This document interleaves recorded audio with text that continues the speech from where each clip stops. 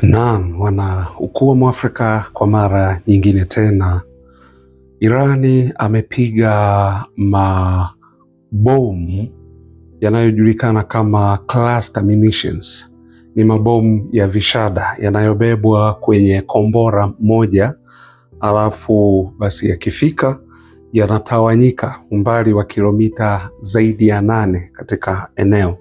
Kwa hiyo wamepiga, hii ni baada ya kifo cha mkuu wa usalama wa nchini Irani ambaye alikuwa anajulikana kama Ali Larijani ndio jina lake. Kwa hii ni kisasi ambacho Irani wameamua kulipa kisasi kwa namna hiyo.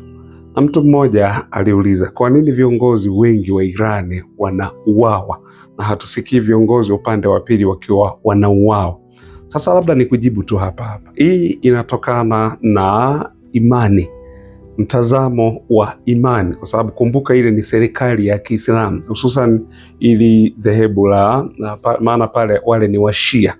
Kwa hiyo ndio maana, kwa hiyo inatokana na mitazamo ile ya kiimani, hawajifichi, wanakuwa tu hadharani, na kwa mujibu wa imani yao. Sasa unaona, wakifa wanasema amekufa shahidi, na kama amekufa shahidi kutokana na promise ambazo ziko katika imani yao, ni unaenda kwenye pepo ya hali ya juu sana.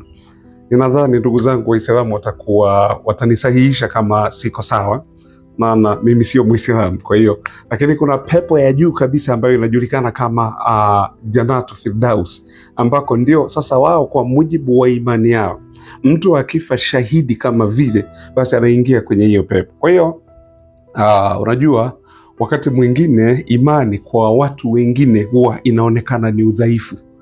Nadhani unanielewa. Yaani wale wana imani, wanamwamini Mungu wao, wanaamini kabisa, lakini kwa watu wengine wanachukulia huo ndio udhaifu. Ndio maana unaona Israeli pamoja na Marekani wamechukulia sasa kwenye kigezo hicho cha imani kuendelea kuua viongozi wengi ndani ya Iran. Lakini usiniambie Israeli wana intelijensia kali ya kujua kila kitu kinachoendelea ndani ya Iran. Si kweli hata kidogo. Wameshindwaje kujua ghala za makombora pamoja na drones zilizoko pale Iran? Wameshindwaje kujua?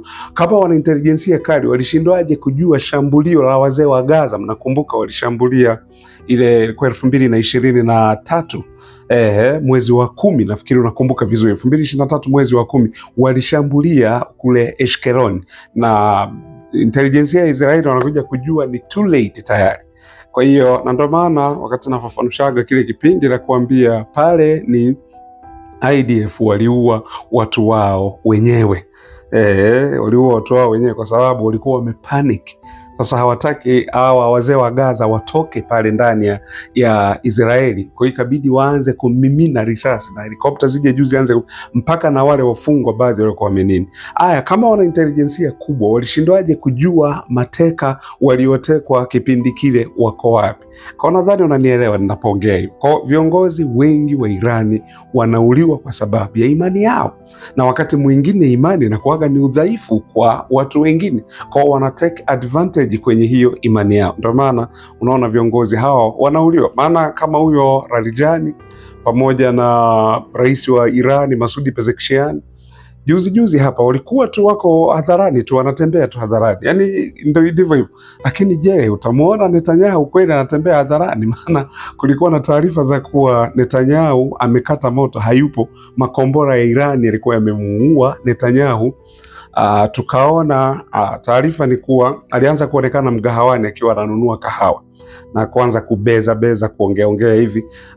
Baada ya hapo kuna mwandishi mmoja ni Mhindi yule bwana, na alimuona Netanyahu mahali, alafu akaanza kusema sasa wale wanaosema Netanyahu amekufa si huyu hapa, walimkamata yule bwana, wakasema yani wewe una expose location ya waziri mkuu wa Israeli. Kwa maana yake ingekuwa ni hatari kwake, maana unajua sasa kuna wadukuaji, kupitia kudukua ungeweza kujua huyu anaripoti kutoka wapi, alafu kombora litumwe hapo lilipo. Na makombora Irani unaambiwa yanachukua dakika 4 mpaka 7 kufika Israeli. Kwa hiyo ndio maana nataka uweze kuelewa. Lakini kama wangeamua, isingekuwa ni swala hilo la imani, hao viongozi wa Iran kama wangeamua kuwa sisi tutakaa kwenye mabanka kama au kujificha kama wanavyojificha hawa Waisraeli na maeneo mengine, basi wasingeweza kuwa kiongozi hata mmoja. Kwa hiyo hilo nataka uweze kulielewa, kwa sababu nafikiri nimejibu swali la mtu anasema kwa nini viongozi wa Irani wengi wanauawa. Lakini kuuawa kwa viongozi hawa ni kuwa Irani kwanza wamesuka mfumo mzima wa utawala katika taifa lao. Kwa hiyo ukimuua huyu haibadilishi chochote, zaidi sana italeta kisasi zaidi. Ndio maana kuuawa kwa huyu mkuu wa usalama ambaye ni Ali Larijani kumesababisha sasa Irani kufanya mashambulizi makubwa sana Israeli, kutumia haya mabomu ya vishada au yanajulikana kama cluster munitions. Mabomu haya nimekuambia yanabebwa kwenye kombora moja, na makombora Irani ameanza kutupa pale. Kuna Fatah alafu kuna Sejiri, ambayo Sejiri nimekuambia kuhusiana na bunge la Israeli limepigwa, Knesset, lile bunge la Israeli limepigwa, na ni taarifa zinatembea lakini hazijathibitishwa kuwa kuna maafisa wengi pia wa Israeli wamekata moto kwenye hiyo kupiga, yani hiyo Iran alipopiga lile bunge la Knesset la Israeli. Okay, usidhani kuwa labda tunafafanua hapa kwa sababu tunapenda vita. No, hatupendi vita, lakini vita vimetokea, tutafanyaje? Sisi ni kukupa taarifa na maarifa, kwa sababu vyombo vingine vile vya magharibi haviripoti haya tunayoripoti. Ndio maana watu wengi huwa wanakimbilia kwenye vyanzo ambavyo vitaripoti maeneo yote, kwa sababu Irani sio kuwa naye hapigwi, Irani anapigwa. Ndio maana nimekuambia katika mashambulizi haya yamemuondoa Larijani ambaye ni mkuu wa usalama wa taifa la Irani, yamemuondoa waziri wa kiintelijensia wa Irani, yamemuondoa pia mkuu wa kikundi au kikosi cha Basij ambaye naye ameondoka, bwana Suleiman. Kwa hiyo kote wanashambulia, lakini sasa nakuambia kilichotokea sasa baada ya kuwaua hawa viongozi kama kulipa kisasi. Irani alichokifanya kwa taifa hili la Israeli ni kutumia haya mabomu ya vishada, mabomu ambayo sasa inakuwa ni ngumu kuya intercept, kuyazuia, kwa sababu lisipozuiliwa mbali huko lilikotokea, likifika pale ni kwamba linasambaratika. Labda kitu kimoja ambacho nataka uweze kukielewa, ni kupitishe kidogo hapa kwenye swala la ulinzi wa Israeli. Israeli ina ulinzi wa hali ya juu sana sana sana. Imekuwaje basi makombora ya Irani yanapita na kupita kwenye mfumo wa ulinzi na kwenda kuhiti mahali ambapo wanataka wao wapige? Hii inamaanisha kuwa uwezo wa Irani uko juu sana kiasi ambacho hawakutegemea, lakini ninadhani ni moyo tu mgumu, kwa sababu Israeli kwenye kile kipindi cha vile vita vya, mnakumbuka, vya siku 12 ambavyo Israeli na Irani walikuwa wanapigana, haya yote waliyashuhudia. Sasa sijui ni nini tena ambacho kimefanya waende tena kufanya hivyo. Labda kwa sababu vile vita Marekani hakuingia moja kwa moja, aliyepigana alikuwa ni Israeli, ndio maana Marekani alikuja kusaidia mwishoni, ndio maana. Lakini nadhani kama Israeli wangekuwa na akili sawasawa, wasinge thubutu hivi vita, kwa sababu tayari walishaonja ladha ya Mwajemi kipindi kile cha vita vya siku 12. Alipiga sana Israeli, lakini sasa sijajua ni nini tena kilichowarudisha tena. Yani sijaelewa ili taifa la Mungu Israeli, taifa teule, sijajua ni nini kimewarudisha tena kwenda kuishambulia Iran.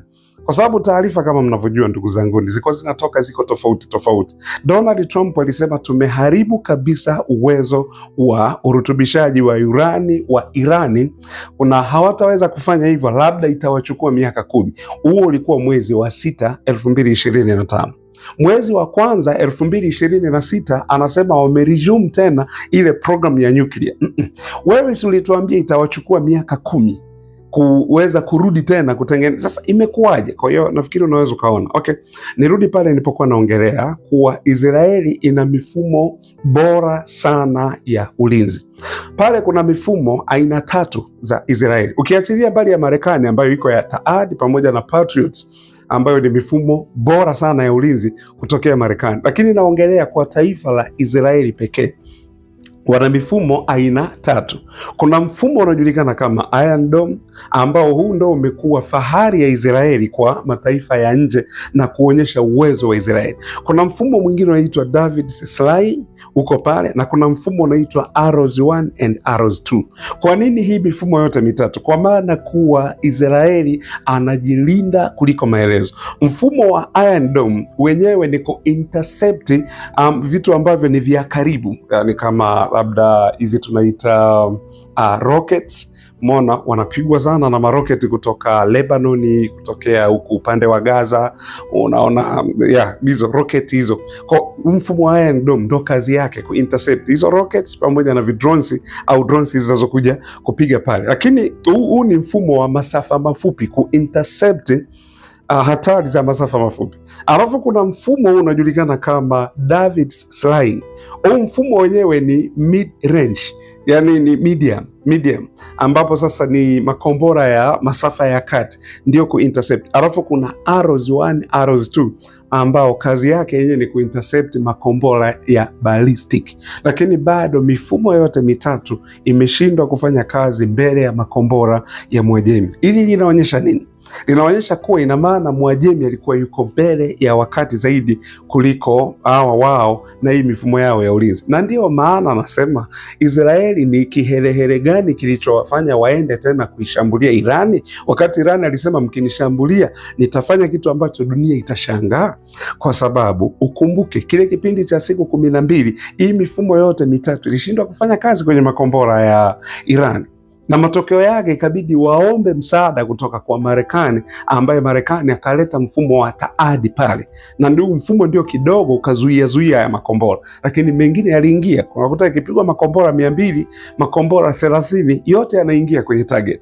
Lakini je, ni nini kilichosababisha tena Israeli aende huko? Na kwa sasa unaambiwa pale nchini Israeli kamera mtaani zimeng'olewa kwa sababu kumekuwa ni vifusi, tuna hali ni mbaya kwa Israeli, ila basi tu wanapigana kwa sababu ndivyo. Kwa ndugu zangu, ni huyu ni Mwajemi ametumia tena mabomu ya cluster ambayo yamepigwa marufuku na Umoja wa Kimataifa, lakini wanalalamika kwa nini Irani apige mabomu haya yaliyokataliwa na Umoja wa Mataifa. Lakini ukumbuke Marekani alipeleka mabomu haya akamuuzia Ukraine ili ayatumie kwenye vita vyake, ukumbuke. Lakini Irani amepiga, wanasema hii kwa nini amefanya hivi? Kwa hiyo hali ni mbaya kwa upande wa Israeli. Irani kule ndio hatusemi, lakini Irani wale wanakufa mashahidi. Kwa tatizo linakuwa upande zaidi sana wa Israeli. Asanteni sana.